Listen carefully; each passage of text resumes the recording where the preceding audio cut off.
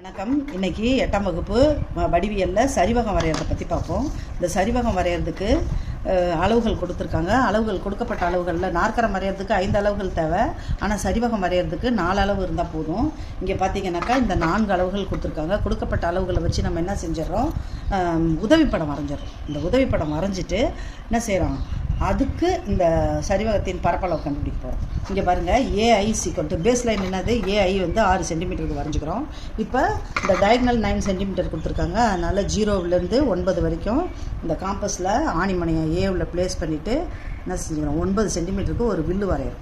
அதுக்கு அடுத்தது 5 சென்டிமீட்டருக்கு ஒரு வில்லு வரைகிறோம். ஐயை மையமாக வச்சு 5 சென்டிமீட்டருக்கு ஒரு வில்லு வரையணும். இங்கே பாருங்கள், இது ரெண்டும் இந்த இடத்துல விட்டோம். அதாவது இங்கே 9 சென்டிமீட்டர் நல்லா, அதுக்கு தான் என்ன செய்யணுன்னாக்கா இந்த ஐயன்ற புள்ளியை நோக்கி வரைஞ்சாக்கா வில்லு நல்லா அழகாக வைக்கும். இந்த வில்லு இப்படி நீட்டி இருந்ததுன்னா இந்த இடத்துல. இப்போ நம்ம என்ன செய்யணும், ஜாயின் பண்ணிக்கணும். எம்மையும் ஐயையும் ஜாயின் பண்ணிக்கணும், ஏவையும் எம்ஐயும் ஜாயின் பண்ணிக்கணும்.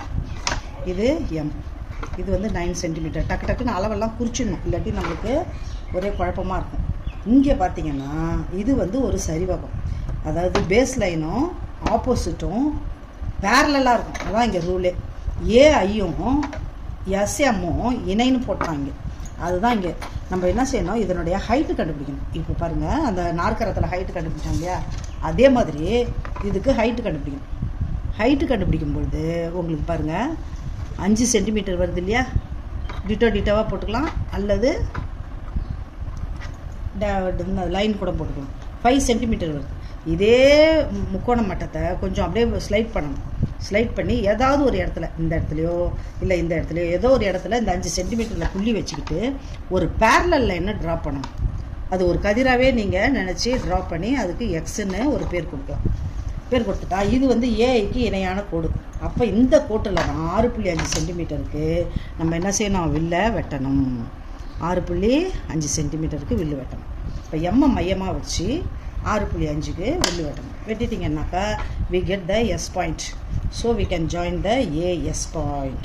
This is the AS line. So we get the AIMS என்ற ஒரு சரிவகம் கிடச்சிருச்சு. அதனுடைய பரப்பளவு கண்டுபிடிக்கும்போது 1/2 H எவ்வளோ சென்டிமீட்டரு, 5 சென்டிமீட்டர் கிடைக்கிது.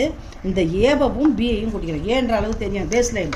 அப்புறம் டாப் லைன் பார்த்தீங்கன்னாக்கா உங்களுக்கு எஸ்எம் எத்தனை சென்டிமீட்டர்னு கொடுக்கல, நம்மளே கொடுத்துருக்காங்க. 6.5 சென்டிமீட்டர் கொடுத்துருக்காங்க.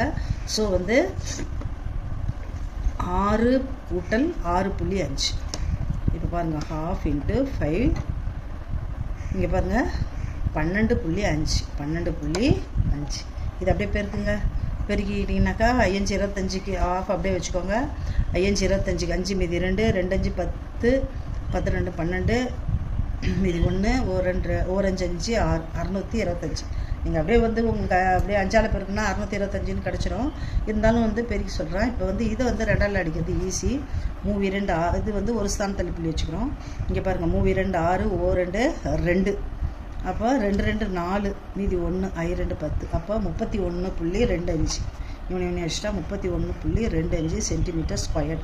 இதான் இந்த சரிவகத்தினுடைய பரப்பளவு. எதனுடைய பரப்பளவு கேட்டாலும் சென்டிமீட்டர் ஸ்கொயர் போடணும். அதான் என்னதுங்க, இது வந்து ஹைட்டு, இங்கே பேஸு, டாப், இது ரெண்டுத்தையும் ஆட் பண்ணிக்க வேண்டியது. இதில் டயக்னலுக்கு வேலை இல்லை. இந்த ஃபார்முலாவை நீங்கள் நினைப்பு வச்சுக்கணும்.